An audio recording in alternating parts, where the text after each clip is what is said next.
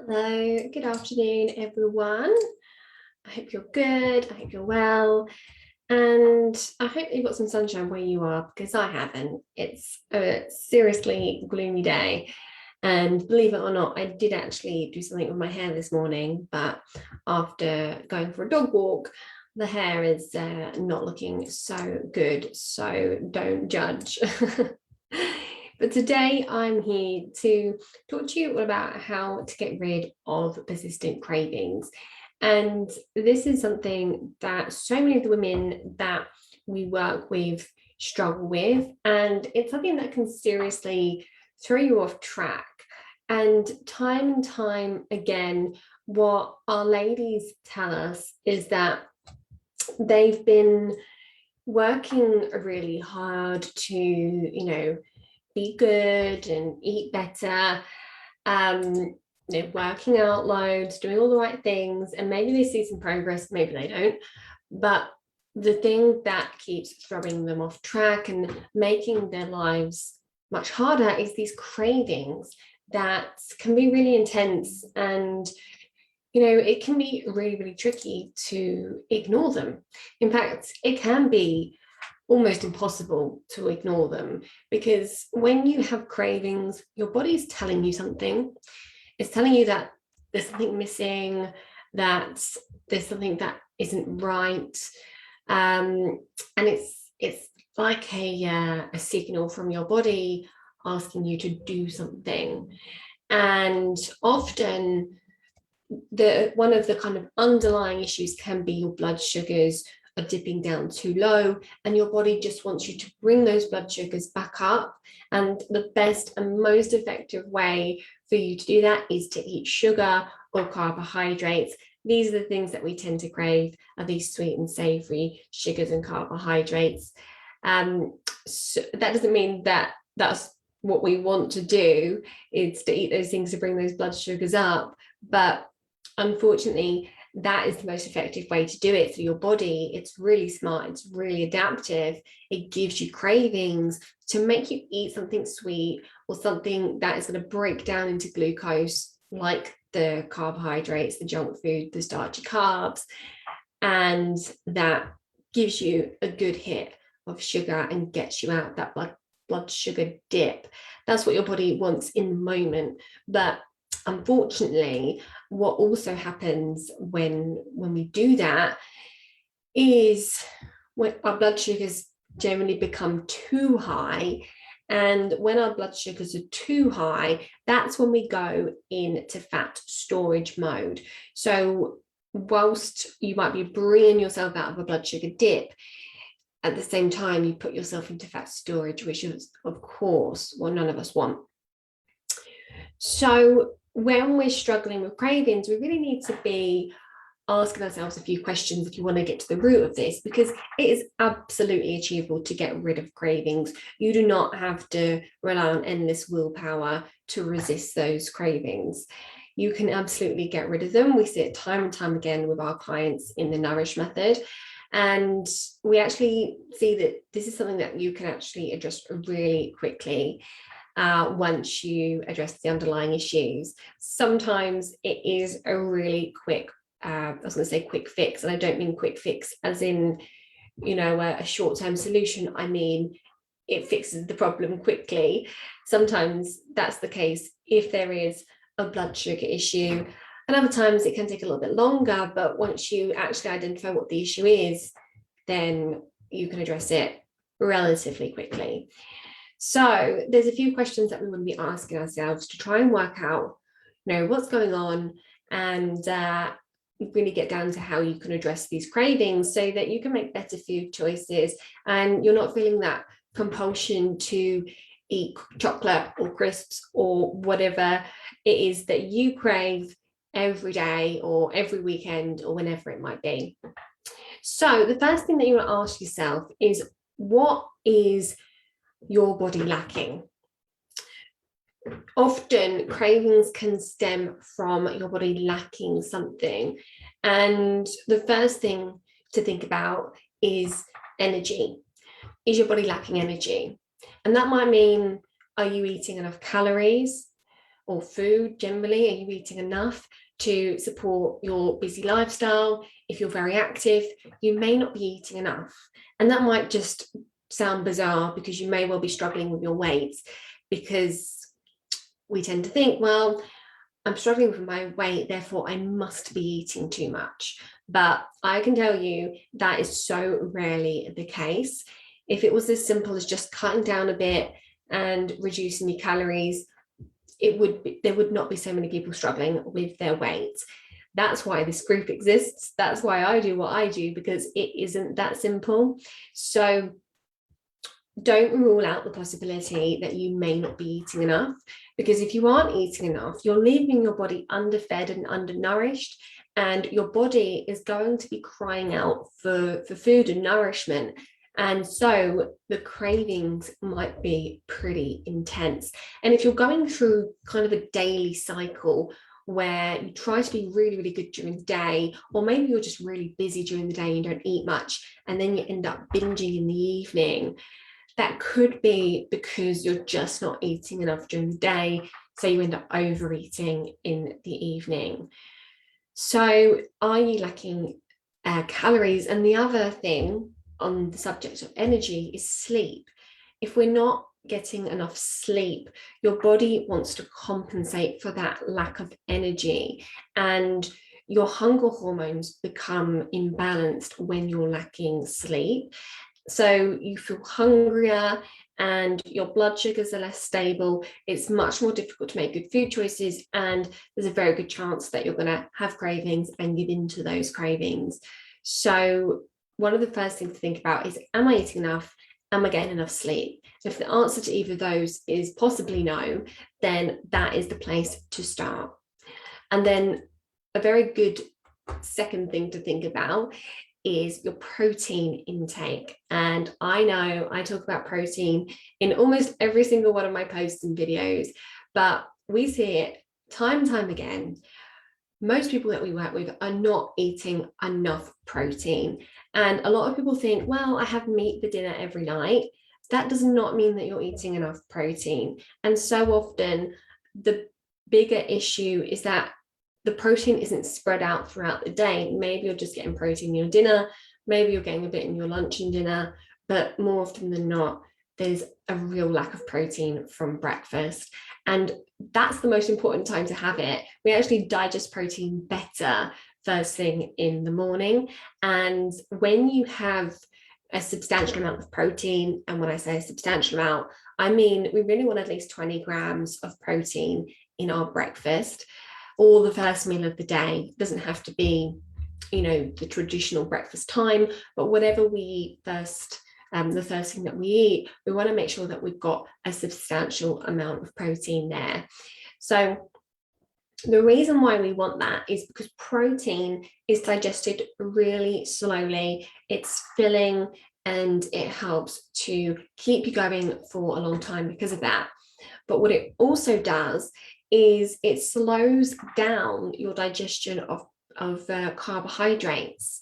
So carbohydrates are digested really quickly. And even if you're choosing good quality carbohydrates, your oats, your whole grains, they are still digested much quicker than protein. And so you do get a spike in blood sugars after eating a carbohydrate-based meal. Now, this doesn't mean that carbohydrates are bad. It just means that we don't want to be eating meals that are based on carbohydrates. We want to make sure that we've got a good balance of proteins, some fats, because they're also digested slowly, and carbohydrates as well. So having the fats and the proteins, they really slow down that digestion and absorption of carbohydrates. That means you get a steady release of carbs, preventing those blood sugar highs, because after a blood sugar high, we have a crash. It's almost unavoidable. And I won't get into the nitty gritty of that now. It's something that I go into the details of in my web class, which, by the way, is happening tonight at 7 p.m. Tuesday. So I'll drop the link in the comments for that. Make sure you come along, because I'm going to be explaining this whole blood sugar roller coaster in much more detail. But The protein is super important for keeping your blood sugar steady. It helps to prevent those blood sugar dips, and those blood sugar dips where most people find their cravings come from. So getting your food right is one surefire way to keep your blood sugar stable. There is more to keeping blood sugar stable than just eating enough protein. There are lots of things that can disrupt your blood sugars, like stimulants, stress, sleep, thyroid issues, other hormonal issues. And again, I'm going into this in the web class, so I won't go into it in too much detail now because we'll be here for ages. But protein is really, really a top priority. And then on a similar theme, we want to make sure that we're getting enough nutrients. So many women that we work with, despite eating a really good diet, are deficient in various different nutrients. And one of the big culprits for cravings, particularly for chocolate cravings, is magnesium. We always test our clients for their magnesium need because it is involved in so many things in the body. It's involved particularly in your stress response, which is such a relevant topic for pretty much all the women we work with, whether they know it or not. But magnesium, if you don't have enough of it, it can often result in cravings, particularly for chocolate. So if you've got chocolate cravings, you want to be thinking about your magnesium intake. And it's very difficult to get enough from food alone. Whilst magnesium is in most things that we eat, the soil levels are so depleted that actually in most foods, there's just a very low level. And even the best diet is depleted in magnesium. And whilst we're thinking about this type of thing, we also want to think about salt. Salt is something that we've been told over and over again that we need to watch, we need to be careful, don't have too much of it. But actually, if you don't have enough of it, it can really cause cravings, particularly for sugar. So when people who need to be particularly conscious of their salt intake in terms of getting enough of it are people who are very active, very stressed, people who sweat a lot and might be losing a lot of salt. And if you're finding that you're craving salty things, then you may well need more salt. And the key thing is make sure that you're having really good quality salt. So sea salt or rock salt, it's much more balanced in terms of its profile of minerals, whereas the chemical salt, which is just typical table salt, that's just sodium. And that's much less helpful for your body because it's not got that natural balance of minerals. So that's the things that your body might be lacking. And then another question that you want to ask yourself is, what's disrupting the balance? So again, we want to be thinking about blood sugars, and we've gone into that a bit. But on that theme, sugar generally, we want to make sure that we're not overdoing the sugar.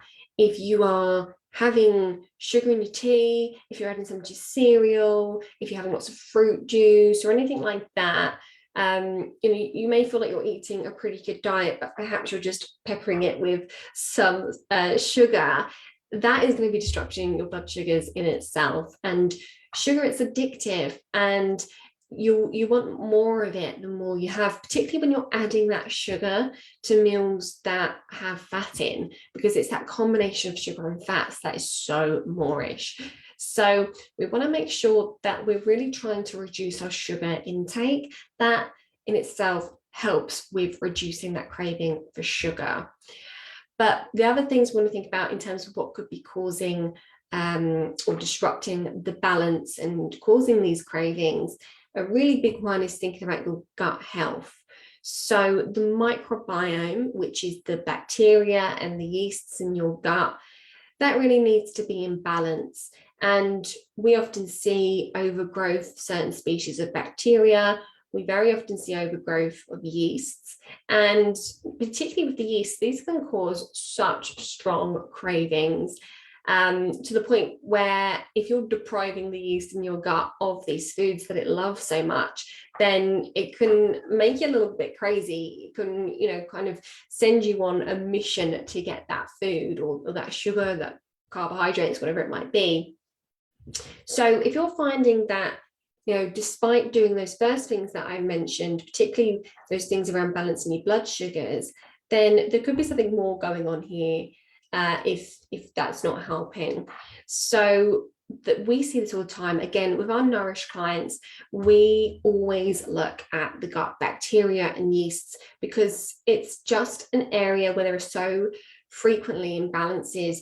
Again, whether that individual knows it or not, they may not have any digestive symptoms. They may feel that everything is absolutely peachy in the digestive department, but we always look at it because we find that there are so often imbalances, and that in itself has an impact on so many things. I talk about it all the time, but particularly your cravings are, they're so closely linked to these types of imbalances. So that could well be going on. And if it is, then there's loads of things that can be done to address those types of imbalances.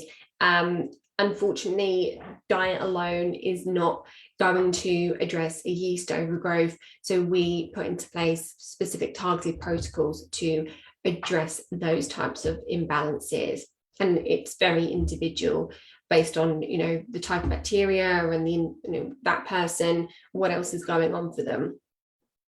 And then another thing that could be linked in with your cravings is your hormones. And particularly if you're finding that at certain points of the month during your menstrual cycle, maybe you're finding that your mood is dipping down low, your energy is dipping down low, maybe your sleep quality is becoming poorer, then the side effect of that can very often be cravings. So balancing the hormones to help to prevent that type of PMS type symptoms, maybe even PMDD, something that we're seeing more and more of, addressing that problem at its core by looking at the hormones, the adrenals, again, the gut bacteria, that can really help with the cravings as well.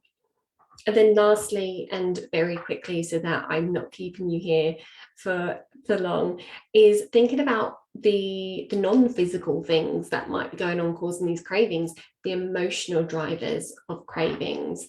And this is a complex subject. It can be as simple as, you're bored, and so your body or you want to distract yourself from that boredom with eating. It can be a comfort eating, similar thing if you're lonely, if you're upset, if you're happy, whatever it might be. So many of us associate food with feeling good. So that can often drive those cravings as well. And so often when this is happening, it tends to be made worse by some of these other physiological imbalances that we've been talking about already. And when you've got that combination of the physiological imbalance and that emotional driver, that's when it's really challenging to overcome on your own. So we always like to address cravings from both aspects, the emotional and the physiological. And generally when we are eating, kind of eating our feelings, we're trying to distract ourselves from those feelings. So one of the best places to start with this is to start recognizing, what are you actually feeling? When you notice a craving or a compulsion to eat, it might be that you just take a moment to try and recognize, what are you feeling? Are you bored? Are you tired? Are you sad? Are you lonely? Have you had a bad day? What is it that's going on? Are you stressed? And once you can recognize it, it makes it much easier to start working on it. And really what you need to do is feel those feelings and not avoid them, and start putting into place an action plan to help you not feel those feelings, and replace them with more positive feelings. That's obviously a whole thing, a whole process that requires some deep work, and out of the scope of this video today, but just something to start thinking about and start recognizing some of these things. So hopefully this has been helpful to what I think the key thing that I want you to take away from this is that you do not have to put up with your cravings. You don't have to just battle through diets and try to depend on willpower to ignore those cravings. And actually you can get rid of them, which makes life so much easier, when you're trying to make good food choices and lose weight. So if this has been helpful, make sure you give me a like and let me know in the comments, are you struggling with cravings? What is it that you find that you crave? And has this, what I've spoken about today, made you suspect what it is that's driving that? Let me know in the comments. I want to hear all about it. Well, have a good day, everyone. And I will be back later in the week with more to talk about. Bye.